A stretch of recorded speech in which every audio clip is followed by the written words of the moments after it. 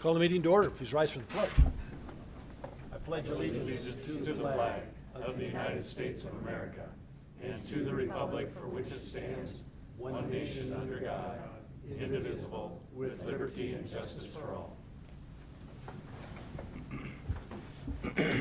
Welcome to the August 15th, 2023 Post Falls City Council meeting. Shanna, please note that all council members are present. Under ceremonies, announcements, appointments, presentations, I do have a couple. The Government Finance Officers Association has awarded the Distinguished Budget Presentation Award to the City of Post Falls for its 2023 budget. The Finance Department has received this award for 9 consecutive years. Congratulations to Jason, Randy, and the team. Jason, we appreciate the efforts. Post Falls City Hall and City Business offices will be closed Monday, September 4th in observance of Labor Day. Police, fire, and rescue services for life-threatening or in-progress emergencies may be reached by calling 911. The police department will be open for walk-in emergencies. For water department emergencies, call 208-773-3517. And I do have a letter I'd like to read. Thank you to Shelley for helping me put this together. On the afternoon of August 4th, I received a call from the city administrator stating that there was a 2.5-acre fire in our community forest. I was just telling these gentlemen I was playing golf that day. We were watching the Hayden fire, and the lady we were playing with about halfway through said, well, there's 2 fires to the south, and that was our community forest, so we got to watch the smoke rise. The fire started spreading at an incredible speed, jumping over trees, and quickly grew into multiple acres. When I got back, I went down to the Slab Inn parking lot and parked and was watching the air show, exchanging calls with Shelley as 4 helicopters came in to drop water in what almost seemed like a futile effort. At one point, we thought we might lose the entire community forest to the fire. A few minutes later, Idaho Department of Lands determined that the helicopters were not enough, and they called in the planes to begin an aerial attack on the fire. In the space of a few minutes, multiple planes descended on the scene and started dropping water and retardant. It was an amazing sight to see. I've been told that there was anywhere from 11 to 14 aircraft that were brought in to fight this fire in what is being called a pivotal role in giving firefighters the time and physical space they need to contain this fire and save structures and lives. Watching the event unfold left me more than a little speechless and humbled beyond words. One of the comments made to Shelley from an officer was that you would not see this type of response in most other places in the country. The whole incident, while tragic to see the loss of a portion of our beautiful forest, allowed our community to shine. We live in a community that time and time again demonstrates their kindness and generosity, and we saw that play out over the weekend and continues to play out as the fire cleanup starts and they ensure that none of the hot spots flare and create another situation in the community forest. The City of Post Falls and its employees, businesses, and residents, surrounding community, and all the supporting agencies is truly an amazing place, and it's no wonder that we have so many people who desire to live in our area. There's no place like it. Also, I want to mention a Post Falls police officer who has a side job as a wildland firefighter. His name is Officer Lane Boyle. He was working as a wildland firefighter when the fire broke out and went into the forest with a crew to attack the line. The next day, he had a shift with the Post Falls Police Department and worked the fire doing security with the rest of the PD. He's an awesome person and police officer. I'm so proud to have folks like this work for the city. They are the reason we do what we do. People like this and incidents like this outweigh the negativity and unkind comments that are so prevalent in today's world. Last, I would ask for patience from the community as we assess the community forest and determine the best strategy for cleaning up the site and making it available to citizens once again. I'm being told that the whole forest will need to be closed for approximately 1 month, and the burnt area will need to be closed for the winter and into the spring as staff determines what trees need to be removed and what trail areas will require improvements, along with putting up new trail markers. The safety of the forest and our citizens is our main priority. And just so you know, some of the folks that were involved: Vista Utilities, the City of Post Falls, Parks Department, Recreation Department, Public Works Department, Streets, Police, etc., Idaho Department of Lands, the Idaho State Police, Kootenai County 911 Dispatch Center, Kootenai County Emergency Management, Kootenai County Fire and Rescue, Kootenai County Sheriff's Office, Post Falls PD, as I mentioned, Post Falls Highway District, the U.S. Forest Service, and many individuals and businesses who volunteered and donated to the effort. I know Post Falls Rotary donated food. I saw that the Kiwanis Club did. Truly, it was a community effort to help take care of those who were fighting the fire. Also, we had to cancel our triathlon that weekend, and most of the people registered told us to keep their registration fee, and even a few of the sponsors are telling us to keep the funds as they knew most of the money for setup and materials have already been expended. The food for the event was donated to the firefighters. Heard a story, I was talking with Shelley, and apparently one of the head fire folks from the Idaho Department of Land showed up at the fire, and I don't know if he's talking to Brian or who he was talking about, and they talked. Lieutenant Harrison, yeah. Yeah, Lieutenant Harrison, they were talking about the difficulty in fighting this fire because of the terrain and the steep cliffs, rock face, et cetera. And basically, I'll paraphrase, son, we've done this before. And with that, one of his firemen came out and says, we need help, we can't fight this. And so the aircraft were amazing. And I was just mentioned earlier, I think our house was in the flight pattern because we sat in the yard and watched these planes fly over. And it was amazing how coordinated it was. And I was speaking with someone, I said, we'll never equate this to a war, but the term that came to mind was shock and awe. And I tell you what, I was truly impressed with the effort that was made and how quick it was, the decision was made to bring in the aircraft. And again, I think that's the reason we have a community force left. So thank you to all who helped in that regard, especially the city staff. I was coming home that night. I know there's a sheriff deputy directing traffic on the bridge, and he was kind enough to let me go north across the bridge so I didn't have to drive back into Court Lane to get home. But a lot of people involved. So thank you, everyone, for their effort, and to the citizens who reached out wanting to take care of those people who were, in fact, fighting the fire. Are there any amendments to the agenda? There are none tonight, sir. Are there any declarations of conflict?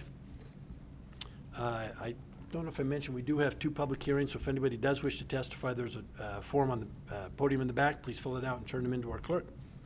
Shelley, will you please present the consent calendar? Sure. Item A is minutes from the August 1st, 2023 City Council meeting. Item B is payables July 25th through August 7th, 2023.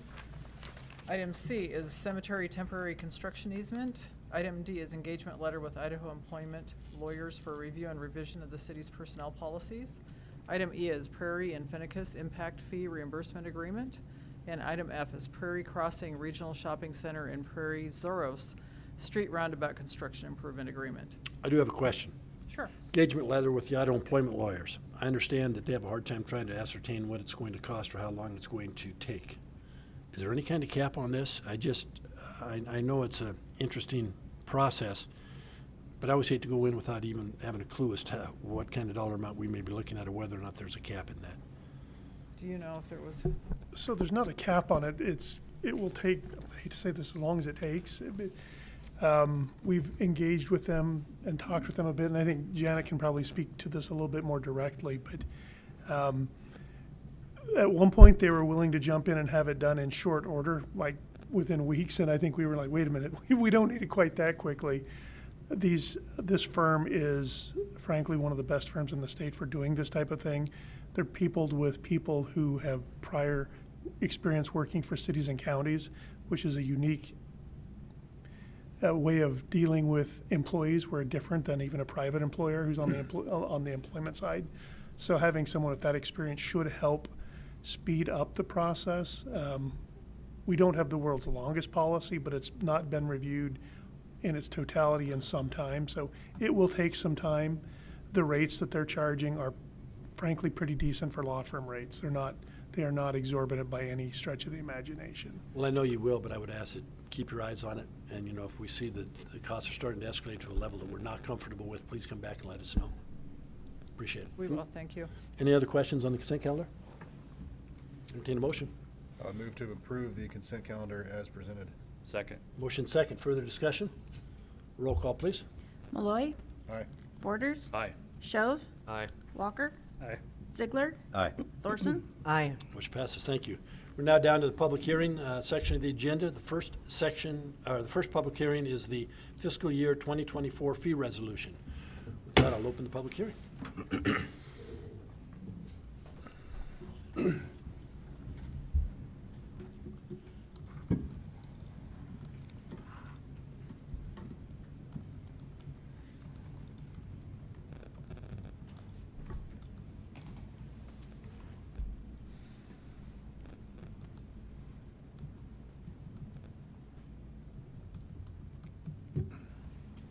Okay. Good evening, Mayor and Council. Jason Faulkner, Finance Director. This is the first and only fee hearing for the 2024 fees that I'm proposing.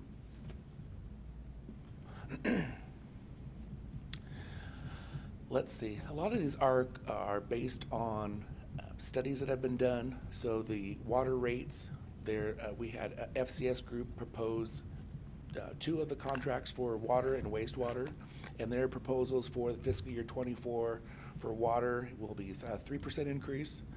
Wastewater rates will be a 2.5% increase. On cap fees, they also had redone the fee structure so that when we can go and update those ourselves every year. And so for fiscal year 24, we revamped these reclaimed water cap fees and also just the water cap fees. And so for the reclaimed water, there's going to be a 12.71% increase, and the water cap fee will decrease slightly for 2024. And this is always a contention of the, we get citizens' comments asking if Rathdrum, who we also treat wastewater for, and also do they pay for the cap fee? And yes, they do pay for the cap fee as well. My office bills for them based on what their building department issues permits, so we do collect that. Okay, the next one is for impact fees. We use an engineering news record, and that is from April to April, and that increase will be at 3%. We have a contract with Post-Fall Sanitation based on a couple different indexes, and also if diesel fuel, which is if it's over $3 a gallon, Phil gets an increment to add to that rate also. And of course, diesel's been over $3, and so this year the sanitation fees were going to go up 6.5%. And there's also some, excuse me, some fees that we have or did not have in there. One of them was the shut-off fee. The current shut-off fee we have is $35, but the other jurisdictions around us are charging $50 for a shut-off fee on our behalf. Even though they provide the water, we provide the sewer. And so when they go out and shut water off on our behalf, they are wanting to charge $50, and so we don't have that fee in our fee structure. So my proposal last time was to increase their fee by $50 and to follow up with the city fee being $50 as well. It's been $35 for some time. And the other one we charge but has never been in the fee resolution is the hang tag fee. Those are for delinquent accounts. The water department goes out and tags delinquent accounts. We charge $35 fee for that service. And if you look in your packet, the Parks and Recreation fees varied slightly up and down, and so I try to highlight those the best that I could in that fee resolution. Okay, and I always think when I go back and I look at these, what does this mean for residents? So if somebody uses 5 units of water each month, going down for fiscal year 23 with their current bill is going to be $98.44.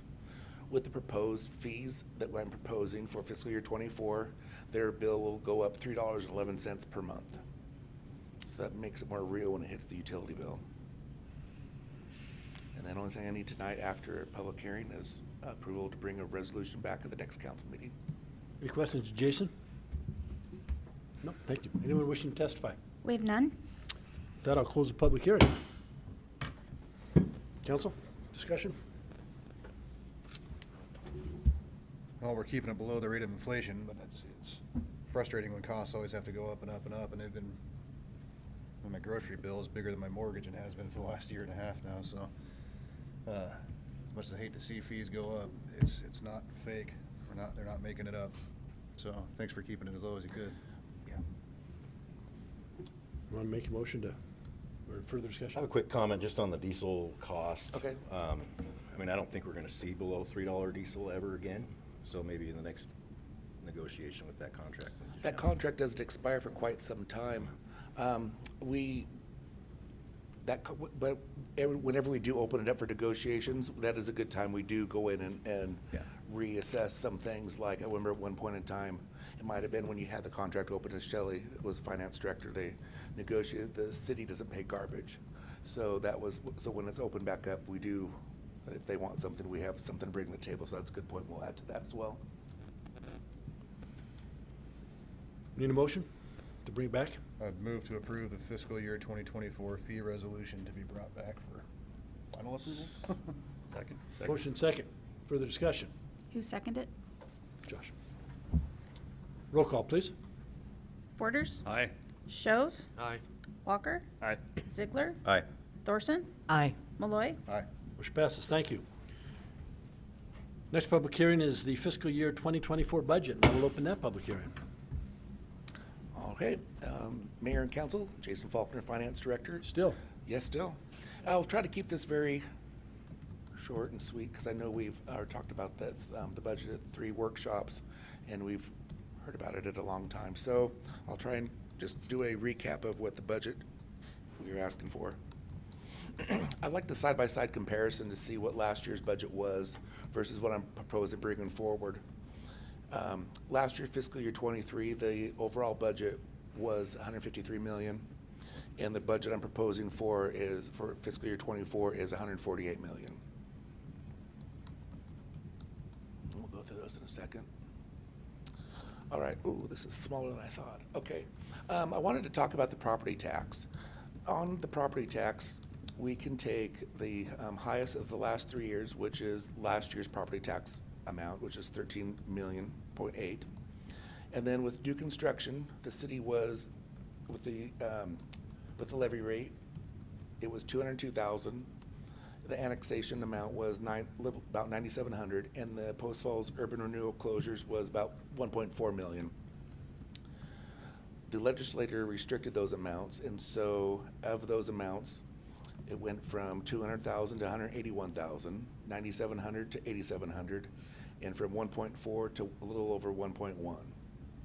And so off to the corner, I have the 3% amount of the 414,000, which we could take, but the amount I'm proposing that we make up in property tax is 298,000 to compensate for the amounts we were restricted, and then to roll the 115,000 over to foregone amount.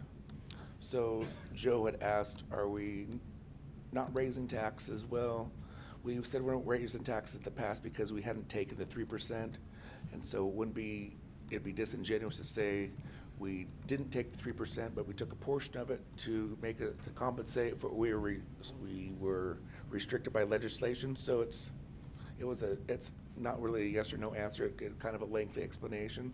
So it's a little more complicated than a yes or a no.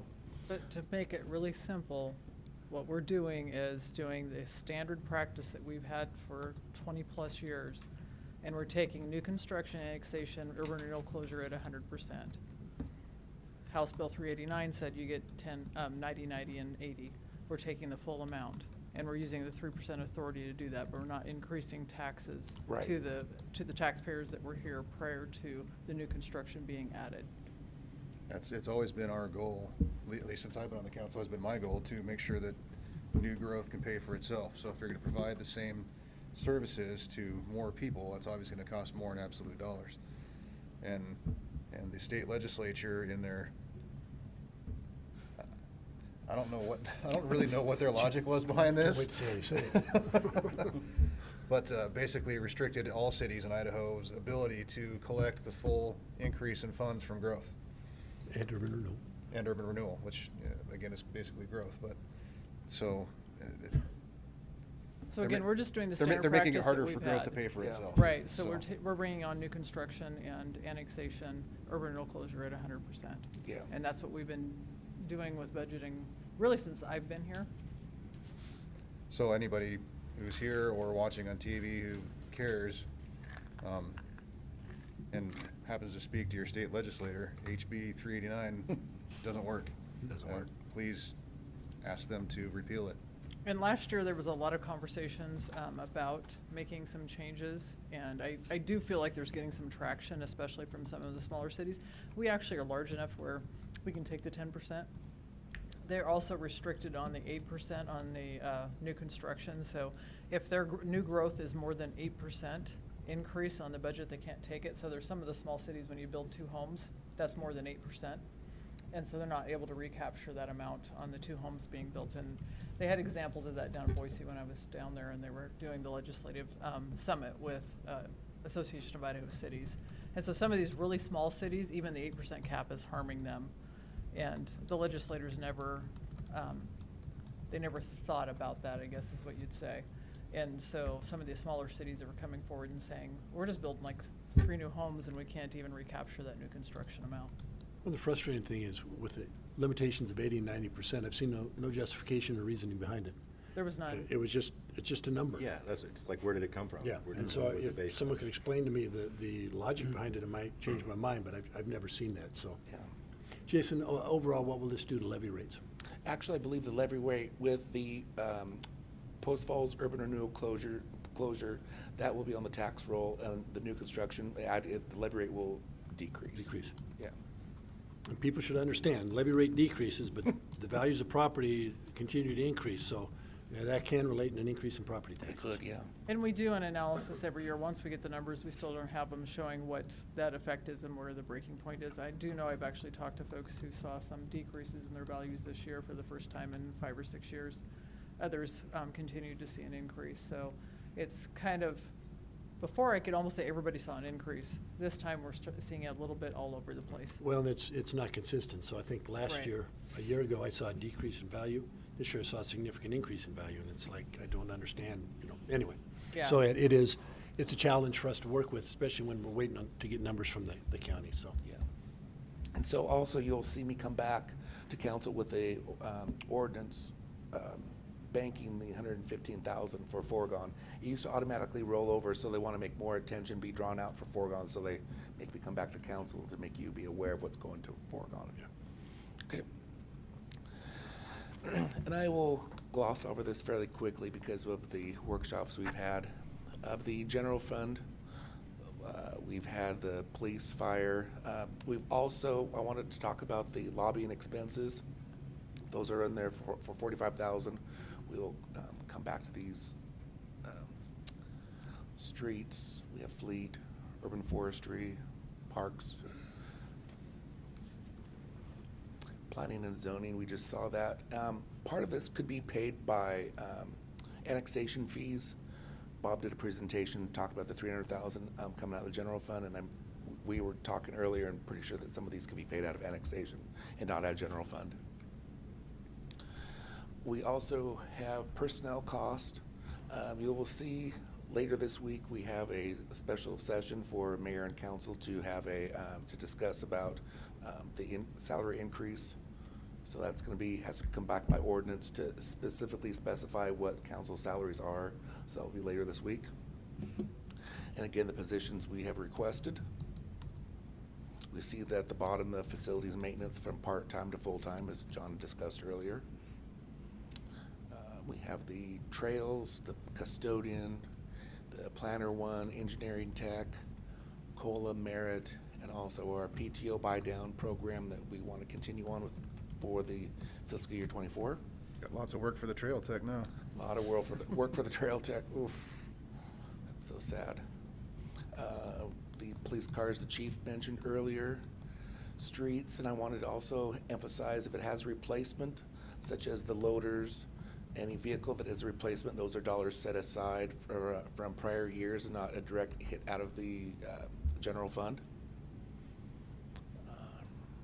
We have the replacement of the historical building, furnace, as we mentioned earlier, Celtics Way construction, Spokane Street rehab. Again, we have carryover requests that John mentioned. We have the orders in, just haven't paid for them, whether it was 2 years ago or this year, but we carry those dollars forward to commit to the purchase when they do come in.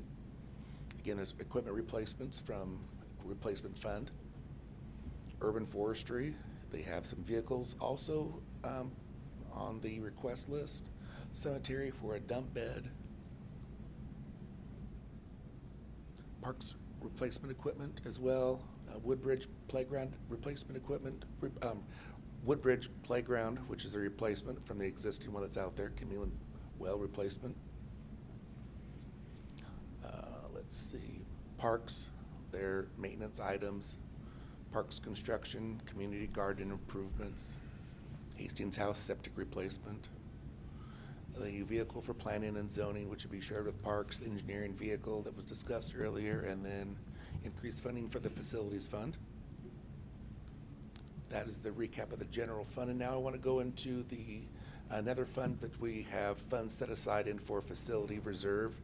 We will pay those out of these funds, which is the streets covered parking, admin building tenant improvement, the third shop bays, and the city hall remodeling continuation. The street funds has money that comes in through developer contributions when they get permits. These are set aside for street improvements, the Zorro roundabout, Prairie and Zorros roundabout for the contractor payments. Parks impact fees, Black Bay, a dog park, community garden, Montrose Sports Complex, an impact fee study for 15. So those would be down to 2.8 million for fiscal year 24. And then again with the utilities, water, wastewater, I listed those out. They had a chief operator for water, assistant chief operator for water, John mentioned earlier at the workshop. And also on the wastewater, a treatment operator and a collections operator, the two positions for wastewater. And then that's all I have, and I just need a motion to come back to council at the next council meeting with an ordinance. Any questions, Jason, at this point? See none? Anyone wishing to testify? We have none. Close the public hearing. Council comments. Now, I want to mention one thing. We saw the police vehicles up there, and every year we do this, and every year I like to mention, we're not buying real fancy cars. We're buying the police vehicles and equipping them with all the computers and everything else that goes with them, which is why the cost is so high. And they do have the police vehicles, they go off of a bid, and so they look at the best price, whether it's local or not. They do seek out whatever contract they have, and they do get the best price for those But police as I vehicles. recall, the cost to equip is almost as much as the cost of the vehicle It's itself. expensive, yeah. So I just wanted to throw that out. Yeah. We're not buying 3 No. police cars for $268,000. No, but they're fully equipped, so when it's done, it's ready to hit the road, yeah. Yeah. Any other comments on the budget? Discussion. I'd move to approve the fiscal year 2024 budget and direct staff to bring back an ordinance at a future council meeting. Second. Motion second. Further discussion? Roll call, please. Shows, Aye. Walker, Aye. Ziegler, Aye. Thorson, Aye. Malloy, Aye. Borders. Aye. Motion passes. Thank you. Thanks, Jason. Next item on the agenda is unfinished business. We do have Ponderosa Lift Station additional service agreement with TO Engineers.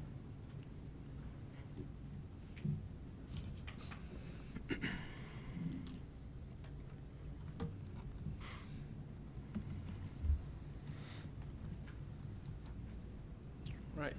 Evening, Mayor, Council. Jackson Fleshman, Project Manager, City Post Falls. Here presenting tonight on the additional services agreement with TO Engineers. And a brief note before we start, in your council packets, you'll see the agreement says Ardura at the top. Ardura absorbed TO Engineers during the course of this project. So for continuity's sake, using TO Engineers is the term up there, but that's why it says Ardura, so you guys know. So brief update for you since we presented on this back last fall. We are nearing the finish line. We are on the last lap of this project. So we had a successful switchover. We did have an additional 45-day project schedule extension, and that was a result of equipment delays. The same thing that caused change order 1. It was just pushed even further out. Excuse me. But the thing to focus on here is that the new lift station is operational and the old station is completely demoed. So as we speak, the new station is operating, and we are just working through those last few things within the project. So the agreement itself, this is additional services agreement number 4 with TO, and it's a result of the contract extension, and it's for $23,603. And I think worth noting here, in the additional 108 days, which was change order 1 for the project, we mentioned that we were probably going to have to bring an additional services agreement to council at a later date for the engineers. We wouldn't have had to if it wasn't for the additional 45 days. And I want to touch on that because it really speaks to how well the project is going. Because in theory, when an additional 108 days without more engineering fees required, it was that last 45 that kind of pushed us over the edge here. So some project pictures for you. So this is the park prior to construction, just for to familiarize everyone again. This picture was taken here about a month and a half ago. So you can see all the structures in the foreground, just a piece of the old lift station there on the right, and then our new control building on the left. There's a better picture of the new control building. And these pictures were taken yesterday, actually. I went out to the site and took some pictures, and where that mounded dirt is, kind of hard to see there in the center of the pictures, that's actually where the old station was. So the gate's gone, the old station's gone. It's currently just flat ground out there. And unfortunately, they're actually paving on Thursday. So if we would have waited till Thursday, I could have given you a nice picture with all the paving done. Here you guys can get a little bit of a better look and a timeline of how this is specifically TO's contract. I won't go into details for all of them, but the highlighted one is the one I'm presenting tonight. With all of these, that brings TO's total contract to just under $460,000. And also worth mentioning, the $23,000 that I'm presenting on tonight is on a T&M basis, so it's not likely that we'll use that full amount. Next steps, there's some remaining work that includes some site restoration, the site grading and paving. There's some electrical punch list items, but we're really close here. We have a final completion date of September 14th, and then just project closeout after that. So we're right there. Questions? Question is Jackson. I have a question about, is that 23,000 covered in contingency, or where is that coming from? So that's a great question. With our third, I believe, additional services agreement, we actually had 14,000 worth of contingency that is unused right now. So the intent is just not to use that contingency. I didn't want to complicate the matter by subtracting and adding for you guys, but yes. So that 14,000 in contingency wasn't used, and this 23,000 is a separate thing. So I don't predict for the rest of the project we will use more than 23,000, if that makes sense. Yep. Yeah, I didn't want to confuse you guys with the subtract and add, but yeah. Any questions? Entertain a motion. I move to approve the additional services agreement with TO Engineers for the Ponderosa lift station. Second. Motion and second. Further discussion. Roll call, please. Walker, Aye. Ziegler, Aye. Thorson, Aye. Malloy, Aye. Borders, Aye. Shove, Aye. Motion passes. Thank you. Thanks, Jackson. Next item on the agenda is new business. First is the ordinance to amend downtown urban renewal plan.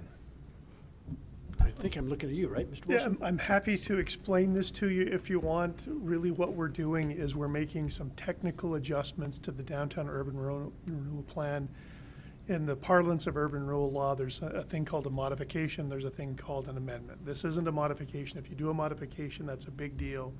It resets the base. You have to let the tax commission know, and the base tax assessment is updated to today's dollars. You never want to do that because that essentially wipes out all of the increment. You don't have any money to do the projects in the list. And so you typically don't touch these unless you are doing just an amendment. Here, what we're attempting to do is, in our plan, we had intended, and frankly, it's on the cover of the plan, a roundabout just down the street here. And we listed each element of that project in separate projects in the plan, but we didn't call it out individually as a standalone project. So what we're doing is we're deducting the value of those elements from several different line items and accumulating them in one project for essentially for accounting purposes. It's a standalone project, but the dollars aren't changing. Because we're listing as one project at this price, and then we deduct those same amounts from the other projects where that was captured. That, in a nutshell, is what we're doing. It requires an ordinance, so that's why we're here. And urban renewal has reviewed and approved this as well. Yes, they've passed a resolution in support of this action. Any questions? Fiscal impact is $0. I will say, to be just in clarity, that the projects are going to cost more than the estimates that were in the original plan, because inflation, as we talked about, those are projected costs, so they're going to be more expensive to build them than the projected costs that we had 5 years ago. But it's not because of this action. This action isn't changing any of those dollars. So is this the time that, okay. So I would move to place the ordinance amending the downtown urban renewal plan on its first and only reading by title only while under suspension of the rules. Second? Motion second. Further discussion? Roll call, please. Ziegler, Aye. Thorson, Aye. Malloy, Aye. Borders, Aye. Shove, Aye. Walker, Aye. Motion passes. Thank you. Mr. Wilson. An ordinance of the City Council of the City of Post Falls, Idaho, approving a plan amendment but not a plan modification to the Downtown Urban Renewal District Plan adopted by Post Falls Ordinance 1415 to make technical or ministerial changes to the plan to support the growth of an existing commercial project within the existing revenue allocation area by adopting a revised appendix to more clearly listing urban renewal projects within the district, authorizing the city clerk to transmit a copy of this ordinance to the Post Falls Urban Renewal Agency, approving the summary of the ordinance and providing an effective date. I move to approve the ordinance to amend the downtown urban renewal plan and to direct the clerk to assign the appropriate number and that it be published by summary only. Second? Motion second. Further discussion? Roll call, please. Ziegler, Aye. Thorson, Aye. Malloy, Aye. Borders, Aye. Shove, Aye. Walker, Aye. Motion passes. Thank you. Next item under new business is to accept the fiscal year 2022 audit and annual comprehensive financial report.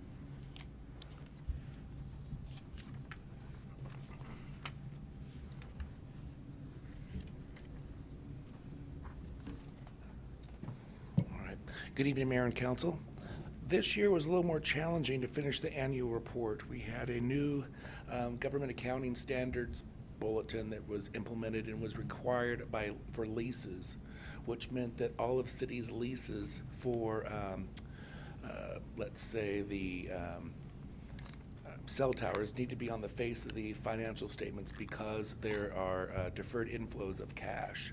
So the fund was to go through, find all of our leases and come up with a table of when they were implemented, whether it's back from 98 or 2020, and do a prior period adjustment and any type of disclosure going forward. So not only on the face of the financial statements, prior period adjustments, but also put notes in the financial statements. It was quite challenging. And so our auditor and I worked together on those, and I couldn't move forward without her because I needed her audit letter, Anderson Brothers audit letter, to submit our financial statements to GFOA for the award. So it was it was a lengthy delay. But what I wanted to show is, and next year the GASB has also implemented 96, which is any software-based agreements also need to be on the face of the financial statements. So I'm currently working on those as well for next year's financials because the end of the fiscal year is coming up of September 30th. That's just right around the corner. So let's march this just so. Where is? Let's go over. That's one. There's two. Okay, so if you'll see in the phrase the financials, you will see not only is there's a new category on your accounting between assets, liabilities, and fund balance, but there's also this new fun little portion called deferred inflows. And so for governmental funds, such as general fund, we have deferred inflows of property taxes for delinquent. And also there was a change in GASB pronouncements for all of the ARPA money that the city received. I was not allowed to recognize it as revenue till it was spent. So it had to come off of the income statement, go back to the balance sheet, so that had to be reclassed. And also there's special assessments like from our LIDs. And also there are the leases, that $169,000 worth of a heartache, but it was all done, so that had to be reclassed. So then on the statement one, it had to be on the statement of net position for the overall, for entity-wide. You'll see those down here for the enterprise funds, the business type activities, and the governmental activities, the proprietary or the water, wastewater. Here's where they are here, the deferred inflows of resources for leases, and also deferred inflows for the ARPA money. So with all of that, it's listed on the face of the financial statements. So the good news is we had an unqualified opinion, which means there was no misstatements or misrepresentation of the financial statements. What the auditors do is they come in and they track all of our money from cash receipting to how it's spent. This year we didn't have a single audit, which means she was just auditing for our local. And if next year when we have a single audit, which means the Anderson brothers will be auditing for outside agencies that give the city federal money, and make sure that we follow our internal processes as well, cash handling, internal controls, segregation of duties. They look at all of that. And so that's not too far around the corner. So I'm just needing a motion to accept the financial statements for fiscal year The 20. big thing is with the changes, it's still a clean audit. It's still a clean audit, yes. It is. Hopefully, these changes made it easier for you guys to understand our financials, because that's the purpose of it. She's trying to be funny, Yeah, I know. It worked. While you're talking, I realized I majored in accounting in college many Yeah. Yeah. years ago, and I'm sure glad I'm not involved in it now. So thank you for what you do. Yeah. Well, I'd make a motion if, Please. move to accept the fiscal year 2022 audit and annual comprehensive financial report. Second. Motion second. Further discussion. Shannon, please take the roll. Thorson, Aye. Malloy, Aye. Borders, Aye. Shove, Aye. Walker, Aye. Ziegler, Aye. Motion passes. Thank you. Thanks, Jason. Next item tonight is citizens' issue, and this section of the agenda is reserved for citizens wishing to address the council regarding city-related issues that are not on the agenda. Seeing none. Administrative staff reports. First is Black Bay Phase 1 update. Good evening, Mayor, members of council. Robbie Quinn, Parks Planner, here to give you an update on where we're at with the Black Bay Phase 1. So this project, Black Bay in general, has obviously been going on for about 5 years at this point. And so we're finally at the point where we're ready to put it out to bid for construction on Phase 1. Just kind of a recap of what will be included in Phase 1. So when people are coming down to the lower parking lot, that whole entry lawn area will be redone. So there'll be a new plaza, shelter, seating area. Into the bank, we'll have some rock outcroppings, kind of informal play at this point for the kids.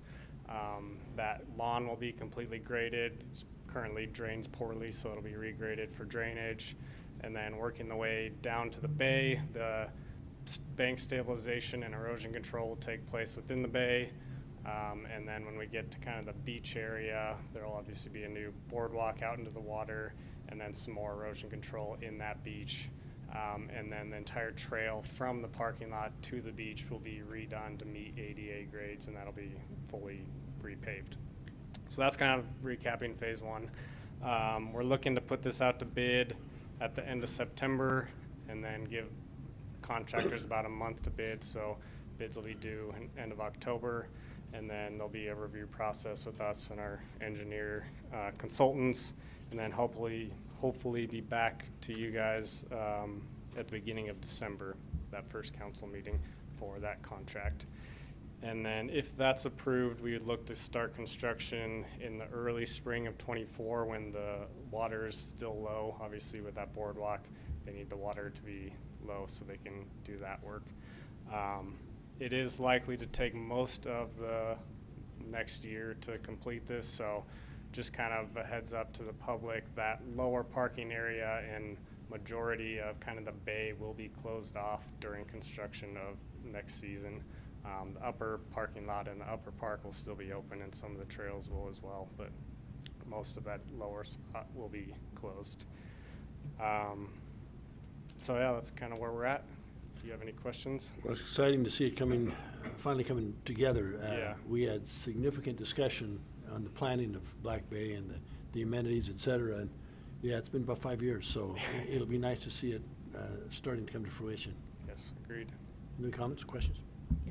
I had a question, Phase 1, and how long do you think it's going to take for Phase 1?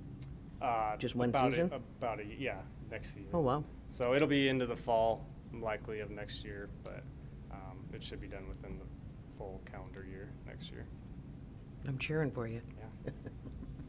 Thanks, Robbie. Appreciate it. Next item up tonight is the Parkway Fire Update. Brian. Good evening, Mayor and Council. Brian Myers, Parks Manager, City of Post Falls.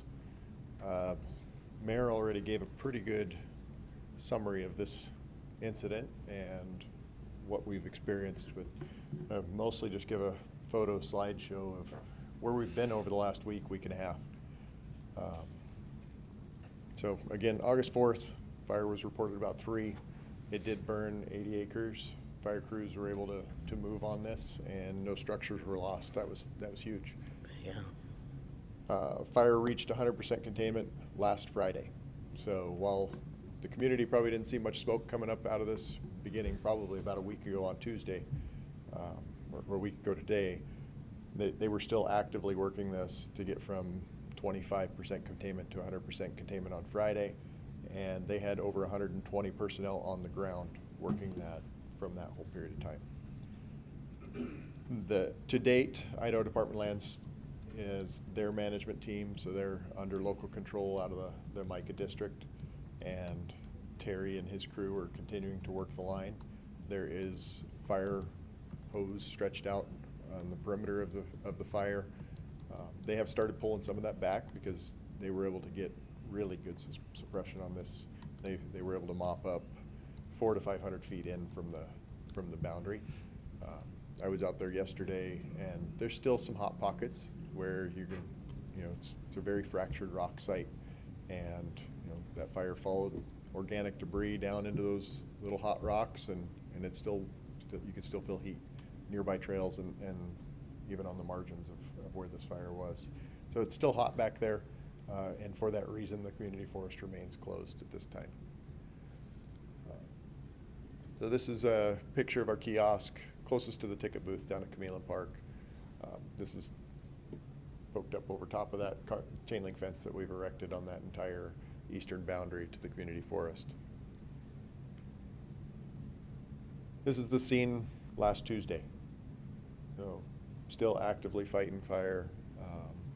Crews were actively moving through the area. This is just slightly south of where the believed point of ignition was.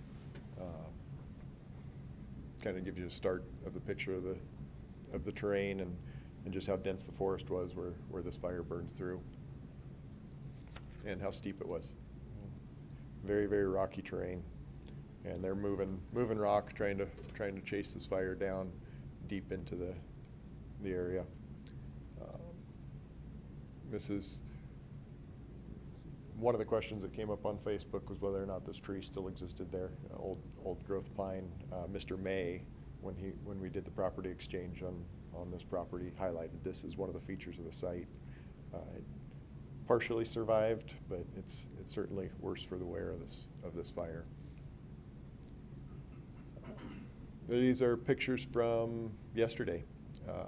You can see the picture on the upper left, the dozer line that IDL pushed in pretty rapidly at the start of this fire to prevent this fire from continuing up on to West Riverview Drive and beyond. That still is there with hose lay in the middle of it. You can see the fire retardant on compacted trail. That little bit of a rainstorm we had late last week, that stuff gets a little bit slippery back there. And with the steep terrain, that's one of the other factors that we're trying to evaluate as we consider what areas we can reopen. And then picture on the right, that is deep into what is known as Outlaw Canyon, portion of what was the May property when we acquired that, areas that had been rock climbed prior. That's sitting just right at one of the belay stations to one of the rock walls. And you can see the center of that tree is completely burned out. So those are the sorts of hazards that we have started to see. Again, this is one that IDL identified as a hazard tree. That tree is growing atop that rock, and 3/4 of its root system is completely burned out and has been excavated out to try to stop fire. They have marked some of them with these killer tree flaggings, which is going to help us as we have to go back in and start to mitigate some of this, but not all of them are marked. Many of them are far away from the existing trail network and the existing margins of the fire, so it's going to take some time to go through and find where this exists.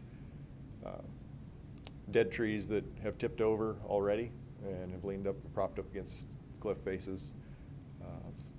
These are both in and around areas where we anticipate humans to exist as a part of regular recreation environment. So these are all items that we're going to have to mitigate before we feel comfortable reopening that fire area.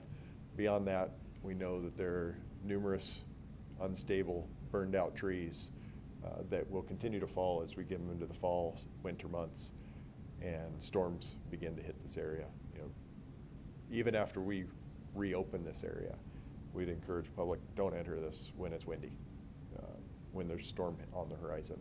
It's not the place to be. Kind of overlook, you know, a couple more pictures, and I think this one is a flyover video with a drone to try and give you a little bit of perspective, since it is a little bit difficult to get in there and for the public to see the impacts of this. Just wanted to try to give a little snapshot of what we have to deal with in this 80 acres, and ask the public for patience as we work through this and try to ensure it's ready and safe. Definitely highlights the steepness that existed in this, what the firefighters had to work through. They had 3 different locations where they placed basins to set their hose lay.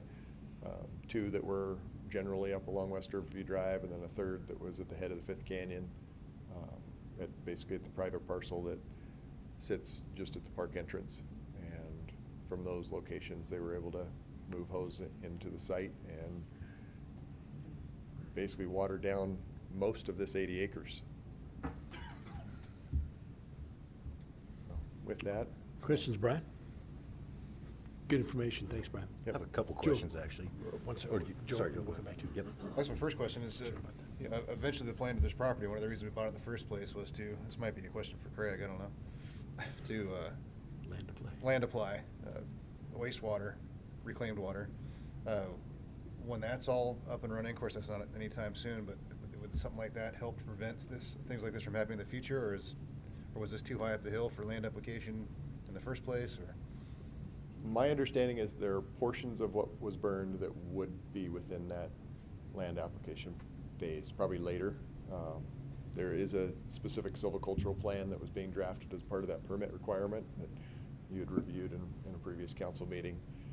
One of the positives is the silvicultural plan that Urban Forestry Division has worked to coordinate for the management of the tree canopy within the community forest is also the same individual that's working on the land reuse silvicultural plan. So same organization.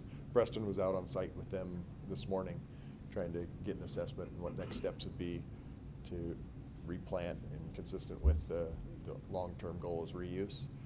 There's a lot of this that was steeper ground, really shallow soils that probably wouldn't have been suitable for a lot of land application. That being said, the upper portions of this had been areas that storage had been contemplated for distribution networks and such. So a lot of that's down the road in specifics, but the lower portions of it remained relatively untouched. I don't want to say that when we go to land application and it's irrigated, that we won't still have ladder fuels that exist. You know, if it's dry, it's dry. Granted, watering a forest is going to increase the humidity in that forest and lend itself to not having the same environment to be able to have the sweeping fires that we did. So which way it lays, you know, shouldn't have fire back there, period. Fires are, per our ordinance, are not permitted in any area unless it's specifically labeled for such. So that's I'm thinking somewhat separate. Even lightning strike or something like that, if that would help to prevent it, because it's our newest and biggest park, and it's a little bit frightening to see how fast that spread. So It was, yes. Nathan? So that was my first question about land application land.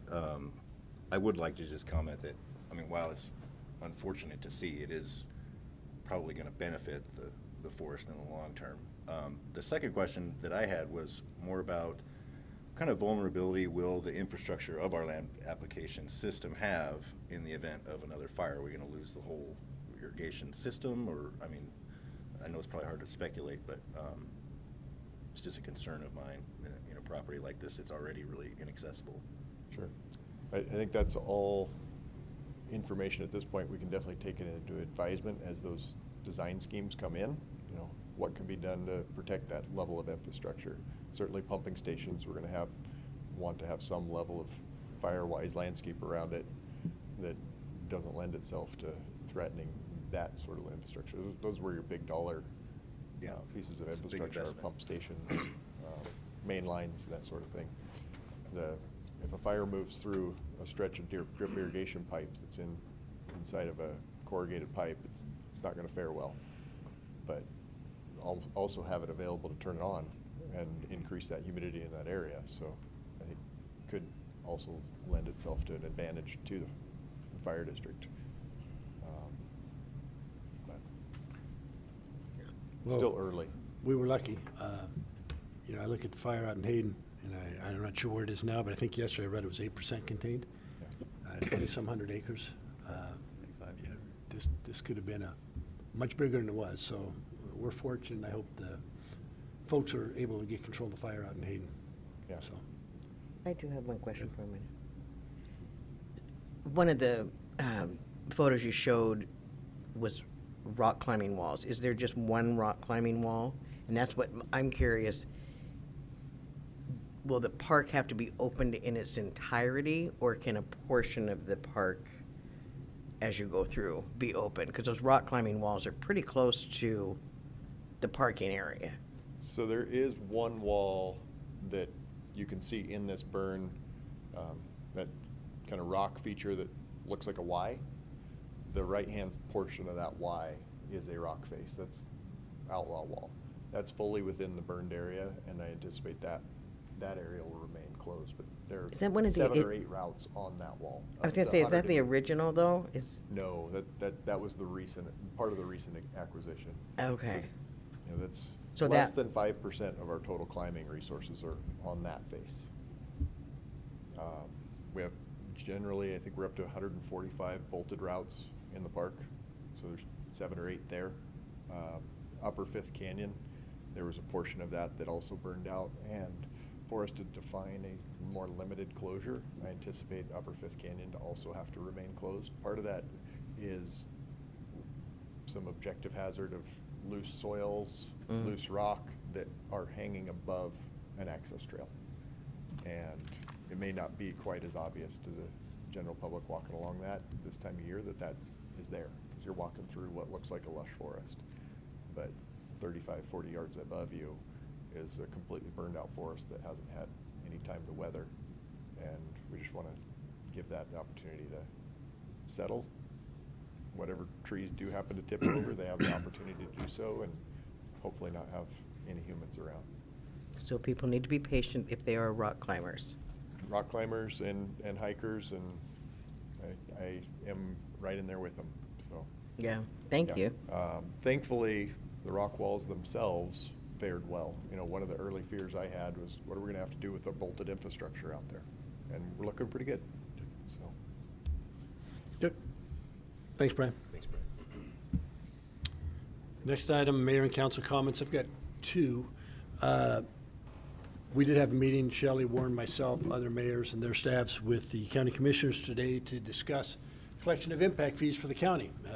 There's been a little bit of maybe consternation's not a totally appropriate word, but what the city is willing to collect an impact fee for, and what fees they're willing to collect. So we had good discussion with county commissioners today.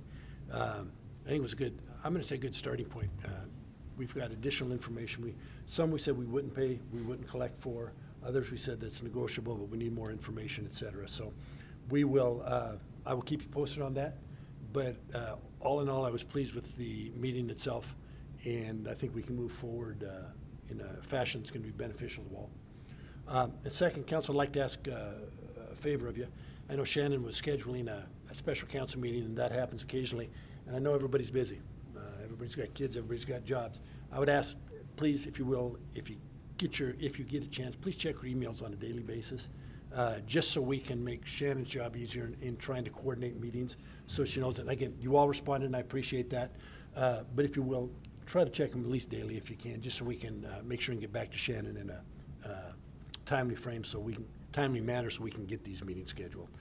I know that's not the most important thing or the first thing in your mind, but if you could do that, that would be a big help. So thank you for following up on the meeting that we're going to have coming up, and that was a fairly quick response. But I've been meaning to ask that for quite some time, and it just brought it to mind. So thank you.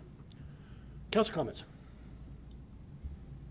I know we talked about the park and we talked about the part that's closed, but yesterday I enjoyed the part that's open, so I was thrilled that the Camille and the City Beach, all of that is all open, and it was much loved and much used yesterday by the public, including the boat launch. But it's one of those things that when you're sitting there or floating in the water or doing whatever and you go, wow, I get to live here. So I want to thank the Parks Department, because it is just always just such a great place to be, whether it's 100 degrees or not. But it's a beautiful park, and like I say, it was much loved and well used yesterday afternoon by families and old people like me floating in the river. So thank you to the Parks Department. Any comments? We do not need an executive session tonight. Not. So the next motion is? Adjourn? All those in favor? Aye. Meeting adjourned. Thank you very much.